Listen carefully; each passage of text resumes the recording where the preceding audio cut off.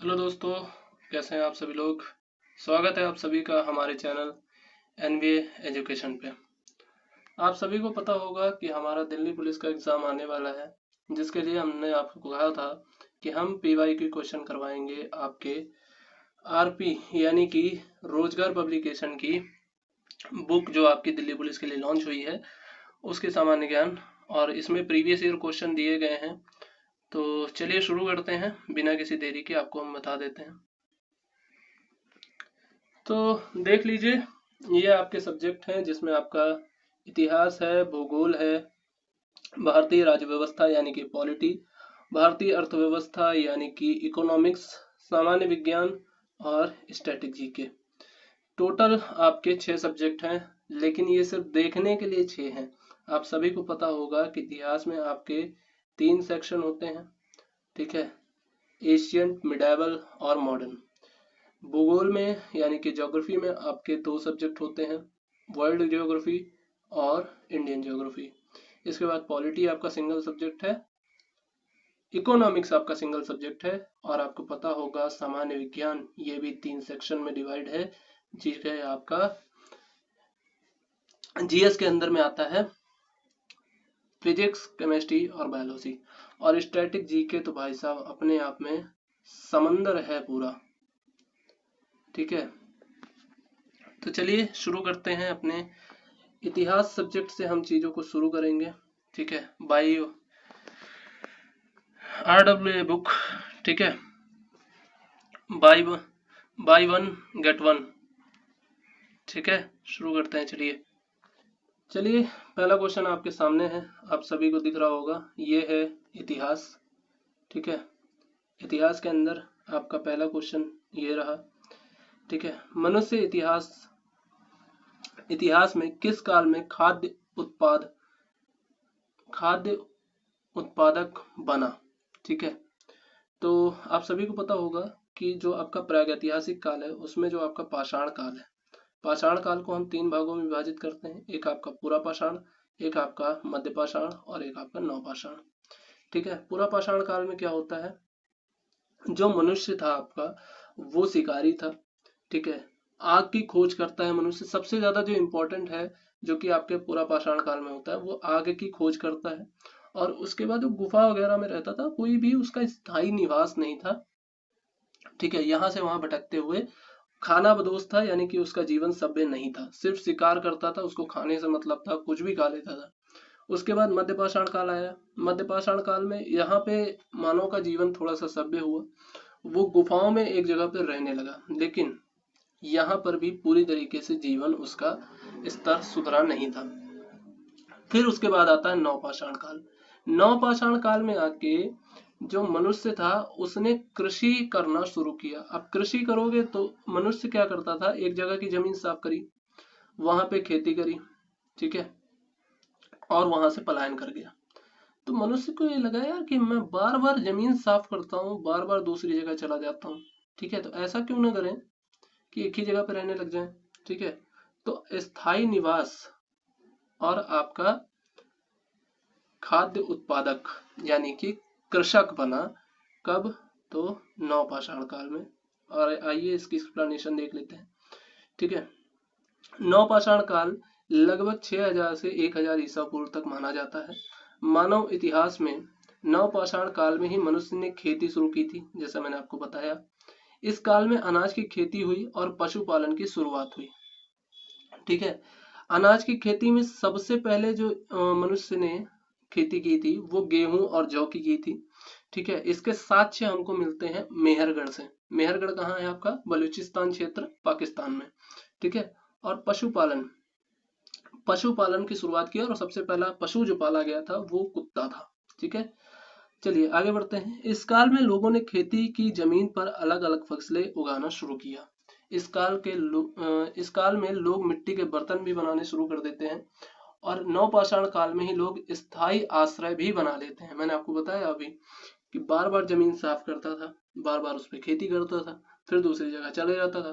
तो उसने सोचा यार कि बार बार साफ करने से अच्छा एक जगह की जमीन साफ कर लेते हैं, वहीं पे रहते हैं आराम से, ठीक है। तो ये आपका पहला क्वेश्चन रहा। चलिए चलते हैं अगले क्वेश्चन की तरफ। अगला क्वेश्चन है आपका, निम्नलिखित में से किस राज्य में दैमाबाद नामक ताम्रपाषाणकालीन संस्कृति स्थल स्थित है?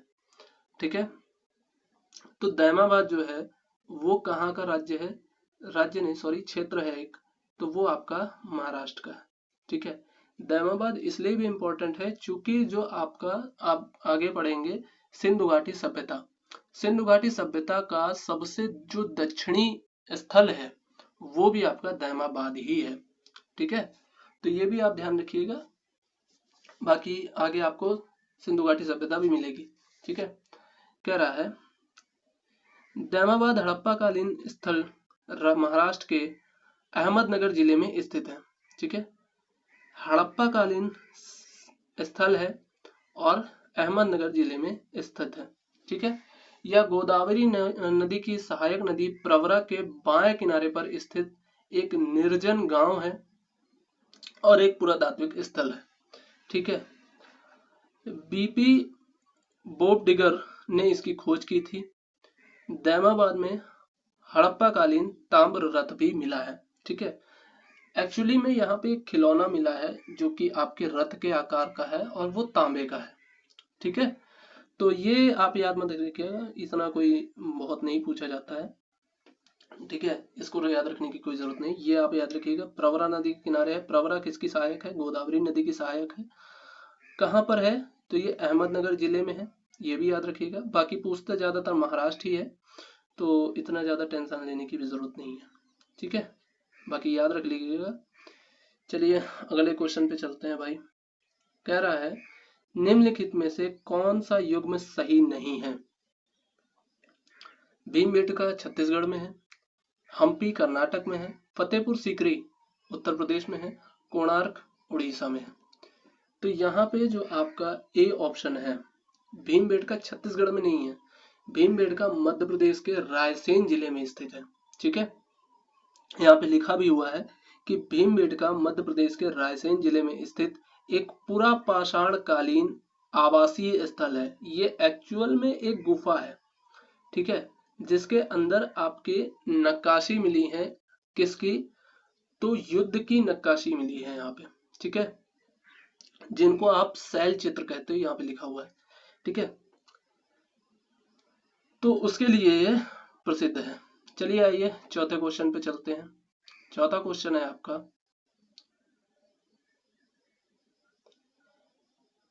ऐतिहासिक सीढ़ीदार कुआं बावली, यानी कि जिसे आप उग्रसेन की बावली भी कहते हो, वो कहाँ स्थित है? तो आप सभी ने पीके मूवी देखी होगी दिल्ली में। ठीक है, पीके मूवी सभी ने देखी होगी। ऐतिहासिक श्रेणीदार कुआं अग्रसेन की बावली नई दिल्ली के कनाड प्लेस में स्थित है। ठीक है, यह एक संरक्षित पुरातात्विक स्थल है। यह एक ऐतिहासिक कुआं है जो कि 60 मीटर लंबा है और 15 मीटर चौड़ा है। ठीक है, चलिए आगे बढ़ते हैं। पांचवा क्वेश्चन है आपका, निम्नलिखित में से कौन सा मानव गतिविधियों एवं सभ्यता के प्राग ऐतिहासिक काल का सही काल क्रम है? तो ऑप्शन नंबर ए ही है भाई। ठीक है, चूंकि सबसे पहले पत्थर इस्तेमाल हुए थे और पुराने पत्थर इस्तेमाल हुए थे। ठीक है, चलिए इसकी एक्सप्लेनेशन देख लेते हैं। मानव गतिविधियों एवं सभ्यता के प्रागैतिहासिक काल का सही काल क्रम जो है वो पूरा पाषाण काल है, फिर आपका मध्य पाषाण काल है, फिर आपका नवपाषाण काल है। ठीक है, मैंने बताया भी था आपको स्टार्टिंग में ही कि जो आपका पाषाण काल है, जिसको प्रागैतिहासिक काल भी कहते हैं, जिसके कोई भी लिखित साक्ष्य नहीं मिले हैं, सिर्फ हमको आपका ऐतिहासिक स्रोत ही मिलते हैं, जो कि आप पत्थर है, कहीं पे कोई गुफा है, कहीं पे कोई चित्रकारी है, तो वो सारी चीजें हैं। ठीक है, और यहाँ पे लिखा भी हुआ है कि प्रागैतिहासिक काल को ही पाषाण काल के नाम से भी जाना जाता है। ठीक है, चलिए आगे बढ़ते हैं। हड़प्पा सभ्यता के दौरान की मूर्तियों को बनाने के लिए लास्ट वैक्स कास्टिंग, इसको हिंदी में कहते हैं लुप्त मोम विधि, तकनीक का उपयोग किया गया है। ठीक है, तो ये क्या है भैया, तो कांस्य युगीन सभ्यता थी हड़प्पा सभ्यता कांस्य युगीन सभ्यता थी, तो आप क्या क्लिक करेंगे, कांसा। ठीक है, हड़प्पा सभ्यता में कांसे की मूर्तियां बनाने के लिए लास्ट वैक्स तकनीक, इसको हिंदी में भी देता है लुप्त मोम विधि, ठीक है, इसका इस्तेमाल किया गया था। चलिए अगला क्वेश्चन है आपका, सुरकोटदा पुरातात्विक स्थल किस राज्य में स्थित है? तो ये आपका गुजरात में स्थित है। ठीक है, गुजरात में जो सुरकोटदा है, यहाँ पे आपकी घोड़े की हड्डी प्राप्त हुई थी। ठीक है, चलिए इसकी एक्सप्लेनेशन देखते हैं। सुरकोटदा सुरकोटदा पुरातात्विक स्थल भारत के गुजरात राज्य के कच्छ जिले में स्थित है। ठीक है, यह सिंधु घाटी सभ्यता से जुड़ा एक छोटा किलाबंद स्थल है। यह एकमात्र ऐसा सिंधु घाटी स्थल है जहां घोड़े की अस्थियों के अवशेष मिले हैं। ठीक है, डायरेक्ट पूछता है भाई कि घोड़े की अस्थियां कहाँ मिली है, फिर घोड़े की हड्डी कहाँ मिली है। ठीक है, तो सुरकोटदा आपको क्लिक करते हैं। यहाँ पे ध्यान रखिएगा, लड़के कंफ्यूज हो जाते हैं सुतकांगे डोर से। ठीक है, तो सुतकांगे डोर जो है आपका, वो सिंधु घाटी सभ्यता का सबसे दक्षिणी स्थल है, सॉरी सबसे पश्चिमी स्थल है। ठीक है, सुतकांगे डोर जो कि आपका बलूचिस्तान में स्थित है, तो उससे कंफ्यूज मत होइएगा। ठीक है, चलिए आगे बढ़ते हैं भाई। हाँ, ये याद रखिएगा कि धौलावीरा की जो खोज की थी वो जेपी जोशी ने की थी।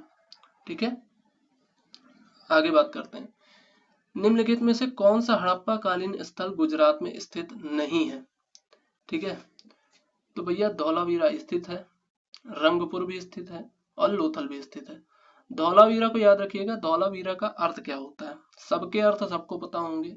मोहनजोदड़ो का होता है भैया मृतकों का टीला, लोथल का अर्थ होता है गोदीवाड़ा, धौलावीरा का अर्थ पूछ लिया गया था तो याद रखिएगा सफेद कुआं इसका अर्थ होता है। क्या होता है, सफेद कुआं। क्यों इसका नाम सफेद कुआं रखा गया है? सफेद कुआं इसलिए रखा गया है क्योंकि यहाँ पे आपके जल संरक्षण के साक्ष्य मिले हैं। ठीक है, जल का संरक्षण, पक्की नालियां, ढकी हुई नालियां, ये सारी चीजें मिली हैं। धौलावीरा के बारे में एक बात और याद रखिएगा कि धौलावीरा एकमात्र हड़प्पा कालीन स्थल है जो कि आपके 3 भागों में विभाजित था। ठीक है, ये भी याद रखिएगा कि यहाँ पे जल संरक्षण के साक्ष्य मिले हैं। ठीक है, कौन सी नदी के किनारे स्थित है? तो ये लूनी नदी के किनारे स्थित है। लोथल की बात करते हैं, लोथल का अर्थ होता है गोदीवाड़ा। ठीक है, लोथल का अर्थ होता है गोदीवाड़ा, यानी कि गोदीवाड़ा मीन्स आपका डॉकयार्ड यानी कि बंदरगाह। लोथल आपका हड़प्पा कालीन सभ्यता का बंदरगाह था। ठीक है, लोथल कहाँ है? तो ये भोगवा नदी के किनारे गुजरात में स्थित है। ठीक है, आमरी जो था भाई साहब, आमरी अभी के टाइम में पाकिस्तान में है। कहाँ है? पाकिस्तान में। चलिए इसके एक्सप्लेनेशन देखते हैं। हड़प्पा कालीन स्थल आमरी जो है वो पाकिस्तान के सिंध प्रांत में स्थित है। यह स्थल सिंधु नदी के किनारे स्थित है। आमरी से हड़प्पा पूर्व सभ्यता और परवर्ती हड़प्पा संस्कृति के बीच संक्रमण युग के जुड़े साक्ष्य प्राप्त होते हैं। ठीक है, ये पता नहीं क्या है भाई, इसको याद मत रखना, इसको याद रखने की कोई जरूरत नहीं है। बस याद रखना कि सिंधु नदी किनारे के स्थित है और पाकिस्तान में स्थित है। ठीक है, पाकिस्तान में भी कहा, सिंध प्रांत में स्थित है। ठीक है, चलिए देख लेते हैं। यहाँ पे दे रखा है कुछ महत्वपूर्ण हड़प्पा कालीन स्थल और उनकी स्थिति। मांडा, मांडा कहाँ स्थित है? तो मांडा आपका जम्मू कश्मीर में है, चेनाब नदी के किनारे। दैमाबाद अभी मैंने आपको बताया प्रवरा नदी के किनारे महाराष्ट्र में है। ठीक है, कालीबंगा गग्गर नदी के किनारे राजस्थान में है। राखीगढ़ी सरस्वती नदी के किनारे आपका हरियाणा में है। हुलास आपका उत्तर प्रदेश में है, सहारनपुर जिले में। ठीक है, आलमगीरपुर कहाँ है? आलमगीरपुर ये भाई संत कबीर नगर होगा, मेरठ नहीं होगा। ठीक है, संत कबीर नगर होगा। ठीक है, अच्छा सॉरी सॉरी सॉरी, वो आपका लहुरा देव है। ठीक है, संत कबीर नगर में लहुरा देव है जहां से आपके सबसे प्राचीन साक्ष्य प्राप्त हुए हैं खेती के। ठीक है, आलमगीरपुर आपका हिंडन नदी के किनारे है, उत्तर प्रदेश के जिले मेरठ के अंदर में। ठीक है, अगला क्वेश्चन देखते हैं भाई। हड़प्पा कालीन स्थल कालीबंगा वर्तमान किस राज्य में स्थित है? ठीक है, तो कालीबंगा आपका राजस्थान में है। कालीबंगा का अर्थ क्या होता है? काले रंग की चूड़ियां। ठीक है, काली चूड़ियां या काले रंग की चूड़ियां।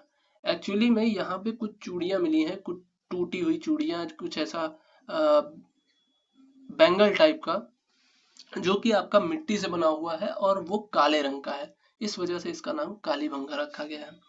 कालीबंगा और लोथल ये दो ऐसे स्थल हैं जहां से आपके हवन कुंड भी प्राप्त हुए हैं। ठीक है, तो ये भी याद रखिएगा कि हवन कुंड कहाँ से प्राप्त हुए हैं, तो हवन कुंड आपके कालीबंगा और लोथल दोनों जगह से प्राप्त हुए हैं। ठीक है, चलिए आगे बढ़ते हैं। यहाँ पे एक्सप्लेनेशन दे रखा है इसका। कालीबंगा हड़प्पा स्थल है जो कि राजस्थान के हनुमानगढ़ जिले में स्थित है। सर्वप्रथम अमलानंद घोष ने इसकी खोज की थी, कोई जरूरत नहीं याद रखने के लिए। बीपी लाल एवं बीके थापर, कोई जरूरत नहीं याद रखने के लिए। घग्गर नदी के किनारे है, ये याद रखिएगा। कालीबंगा का नाम जो है, इसका अर्थ है यहाँ मिलने वाली काली रंग की चूड़ियां। मैंने बताया आपको, यहाँ से शिलालेख, मूर्तियां, मिट्टी के बर्तन, सिक्के और मोहरे भी प्राप्त हुई हैं। ठीक है, यहाँ बंजर भूमि, लकड़ी के कुंड, ठीक है, जो मैंने आपको बताया। 7 अग्नि वेदिकाएं, यानी कि आपके हवन कुंड। ठीक है, जुते हुए खेत कहाँ से मिले हैं, तो वो आपके कालीबंगा से मिले हैं। ठीक है, चलिए अगले क्वेश्चन पे चलते हैं। मोहनजोदाड़ो की नृत्य करती हुई लड़की की प्रतिमा किससे बनी हुई है? तो भैया पूरी सभ्यता ही कांस्य युगीन है, तो किससे बनेगी? कांसे से। ठीक है, मोहनजोदाड़ो का अर्थ क्या होता है? मोहनजोदाड़ो का अर्थ होता है आपका मृतकों का टीला। एक्चुअल में क्या है, क्योंकि हड़प्पा सभ्यता में आपका एक कब्रिस्तान मिला है जो कि है आपका RH17 नाम से, RH37 सॉरी, RH37 नाम से एक कब्रिस्तान मिला है जहां पे सारी लाशें जो हैं वो उत्तर से दक्षिण की तरफ दफनाई गई हैं। ठीक है, कहाँ पे? हड़प्पा में। लेकिन यहाँ पे एक्चुअल में ऐसा नहीं है। यहाँ पे क्या किया गया है कि लाशों को एक जगह पे इकट्ठा करके रख दिया गया। अब ऐसा तो हो नहीं सकता, कोई भी प्राकृतिक आपदा कितनी भी बड़ी आ जाए, लाशें अपने आप एक जगह पे इकट्ठी नहीं हो सकती। ठीक है, तो ये कहा गया है कि मृतकों का टीला, यानी कि कुछ ऐसा हुआ होगा यहाँ पे जिसके कारण ये सारी लाशें एक जगह पे रखी गई हैं। ठीक है, एक्सप्लेनेशन देख लेते हैं। ठीक है, यह मूर्ति सिंधु घाटी सभ्यता के शहर मोहनजोदड़ो से मिली है। ठीक है, यह मूर्ति लॉस्ट वैक्स तकनीक से बनी है, यानी कि लुप्त मोम विधि से। यह मूर्ति ब्रिटिश पुरातात्विक अर्नेस्ट मैके को 1926 में मोहनजोदड़ो के HR क्षेत्र से मिली थी। ठीक है, वो RH है, ये HR है। ठीक है, अगले बार इस मूर्ति की विस्तृत नक्काशी है, आभूषण तथा मुद्रा है, धातु विज्ञान, परिष्कृत समाज, प्रथाओं में विकास का प्रमाण भी देती है। ठीक है, तो ये सब इतना कुछ याद रखने की जरूरत नहीं है। ये आप याद रख सकते हैं कि अर्नेस्ट मैके ने इसकी खोज की थी 1926 में। अच्छा, सिंधु घाटी सभ्यता की खोज कब हुई थी? तो सिंधु घाटी सभ्यता की आपको पता होगा कि 1921 में दयाराम साहनी ने इसकी खोज की थी, और फिर 1922 में इन्हीं की देखा किसने? राखलदास बनर्जी ने मोहनजोदड़ो की खोज कर दी थी। ठीक है, और इसके प्रमुख कौन थे? तो वो थे जॉन मार्शल। ठीक है, जॉन मार्शल है ना, पुरातात्विक अध्यक्ष थे उस समय, जॉन मार्शल। ठीक है, सिंधु घाटी सभ्यता का सबसे बड़ा भारतीय स्थल कौन सा है वर्तमान में? देखिए, सबसे बड़ा जो है वो तो आपका मोहनजोदड़ो है, बट वर्तमान में भारत में जो स्थित है वो आपका राखीगढ़ी है। ठीक है, आगे एक्सप्लेनेशन देखते हैं। कहां पर है ये? तो ये हरियाणा के अंदर में है। ठीक है, बताया जाता है कि राखीगढ़ी जो है आपका हड़प्पा और मोहनजोदड़ो से भी बड़ा है। ठीक है, ऐसा अब कहीं पे मिलता है, कहीं पे नहीं मिलता है। तो फिलहाल आपसे भारतीय ही पूछेगा, इतनी ज्यादा आपको टेंशन लेने की जरूरत नहीं है। राखी गढ़ी में खुदाई के दौरान कासा, जल निकासी की प्रणाली, मार्ग और बारिश का पानी इकट्ठा करने के लिए विशाल स्थान भी मिला है। राखी गढ़ी हरियाणा के स्थान हिसार में स्थित है, ठीक है, और ये घग्गर नदी के किनारे मैदान में स्थित है, ठीक है। निम्नलिखित में से कौन सा हड़प्पाई स्थल हरियाणा में स्थित है? अभी मैंने आपको बताया राखी गढ़ी, ठीक है। चलिए अगले प्रश्न की तरफ बढ़ते हैं। कह रहा है धौलावीरा हड़प्पा नगर कितने भागों में विभाजित था? तो मैंने बताया आपको कि धौलावीरा कितने भागों में विभाजित था, 3 भागों में विभाजित था, ठीक है। आगे देखते हैं भाई इसकी एक्सप्लेनेशन। धौलावीरा पश्चिम भारत के गुजरात राज्य के कच्छ जिले में भाउच तालुका कारिद बेट में स्थित है। भाई इतना सब याद रखने की जरूरत नहीं है, कच्छ जिले में है, गुजरात में है, बस इतना याद रखिएगा, और लूनी नदी के किनारे है, ठीक है। धौलावीरा शहर 3 भागों में विभाजित है। एक्चुअल में क्या था कि हड़प्पा के जितने भी स्थल हैं उन सभी की बाउंड्री होती थी। बाउंड्री के बाद एक टीला इधर होता था और एक टीला इधर होता था। ये जो होता था ये पूर्वी टीला होता था और ये होता था पश्चिमी टीला, ठीक है। पूर्वी टीले में कौन रहता था? पूर्वी टीले में राजा या शासक, उसका राजमहल, ठीक है, सबसे ऊंचाई पर होता था। यह चारों ओर से मजबूत किलेबंदी द्वारा घिरा होता था। इस किले में 4 द्वार होते थे, ठीक है। आगे बढ़ते हैं भाई।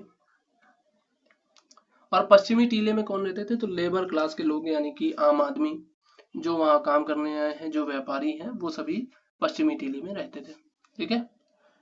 लेकिन जो धौलावीरा था, धौलावीरा कितने भागों में विभाजित था? तो वो 3 भागों में विभाजित था। इसमें क्या था कि चारों तरफ से बाउंड्री थी, चारों तरफ से बाउंड्री थी, एक इधर किला था, एक इधर किला था, और बीच में भी एक किला था, ठीक है।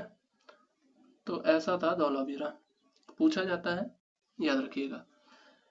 आगे बढ़ते हैं भाई। निम्नलिखित में से किस हड़प्पा संरचना में पानी के रिसाव को रोकने के लिए डामर की पतली परत लगाई गई है? ठीक है, तो भैया पानी जहां भरा होगा वहीं लगाई जाएगी यार। तो जल निकास में क्यों लगाई जाएगी? जल निकास में क्यों लगाई जाएगी? अन्न भंडार में पानी कहाँ चला जाएगा यार? अन्न भंडार में पानी के रिसाव को रोकने के लिए ऐसा कुछ किया जाएगा क्या? सड़कों में? अरे नहीं यार। तो बृहद स्नानागार, उसी में पानी भरा है, उसी के रिसाव को रोकना है, ठीक है, ध्यान रखिएगा। एक्सप्लेनेशन देखते हैं भाई। स्नानागार मोहनजोदड़ो से मिला है, ठीक है। हाँ, ठीक है, इतना कुछ याद रखने की जरूरत नहीं है, मोहनजोदड़ो से मिला है। और ये सबसे विशाल आकृति है? नहीं, मोहनजोदड़ो से एक और अन्नागार मिला है जो कि आपका सबसे विशाल है, ठीक है। तो पेपर में पूछता भी है कि हड़प्पा सभ्यता की सबसे विशाल बिल्डिंग कौन सी है, यानी कि सबसे विशाल आकृति कौन सी है? तो वो आपकी है मोहनजोदड़ो का अन्नागार, ठीक है, हड़प्पा का नहीं, मोहनजोदड़ो का। आगे बढ़ते भाई। हड़प्पा सभ्यता की मोहरों पर निम्नलिखित में से कौन सा पशु अक्सर देखा गया है? तो यहाँ पे अगर एक सींग वाला जानवर होता तो वो ज्यादा अच्छा है, बट नहीं है तो हम बैल क्लिक करेंगे। कुबड़ वाला बैल सब अधिक पवित्र माना गया है, ठीक है। आगे बढ़ते हैं, इसकी एक्सप्लेनेशन देखते हैं भाई।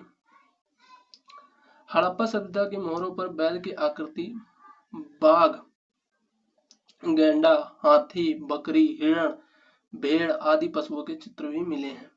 हड़प्पा सभ्यता की मोहरों का आकार त्रिभुजाकार, आयताकार, वृत्ताकार तथा वर्गाकार रहा है, ठीक है। चलिए आज के लिए इतना ही। 15 क्वेश्चन तक हम पहुंचे हैं। 15 क्वेश्चन की एक्सप्लेनेशन भी देखी, मैंने भी आपको कुछ बातें बताई, कुछ चीजें आपने भी सीखी। मिलते हैं आपसे कल वीडियो अच्छा लगा हो तो लाइक करिएगा, चैनल को सब्सक्राइब करिएगा, अपने दोस्तों के साथ शेयर कीजिएगा। एनबीए एजुकेशन चैनल को सब्सक्राइब करिएगा। अगली वीडियो के लिए धन्यवाद।